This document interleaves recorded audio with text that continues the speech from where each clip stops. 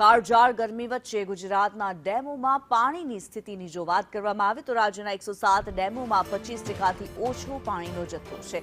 207 ડેમોમાં સરેરાશ 52.06% પાણીનો સંગ્રહ છે। ગત વર્ષની તુલનાએ રાજ્યની જળની સ્થિતિમાં સુધારો જોવા મળી રહ્યો છે। ગત વર્ષે 46.1% સામે હાલ 52.06% પાણી ઉપલબ્ધ છે। સરદાર સરોવરમાં પાણીનો જથ્થો 68.69% સુધી પહોંચ્યો છે। ગત વર્ષે સરદાર સરોવરમાં 55.59% પાણી હતું। માત્ર 10 ડેમોમાં 70 થી 100% સુધીનો પાણીનો સંગ્રહ છે। 30 ડેમોમાં 50 થી 70% પાણીનો જથ્થો ઉપલબ્ધ છે। 59 ડેમોમાં 25 થી 50% પાણી ઉપલબ્ધ છે। ચોમાસા પૂર્વે અનેક વિસ્તારોમાં પાણી સંગ્રહને લઈને ચિંતા હતી। આગામી વરસાદ પર રાજ્યના જળ સંગ્રહની સ્થિતિ નિર્ભર છે।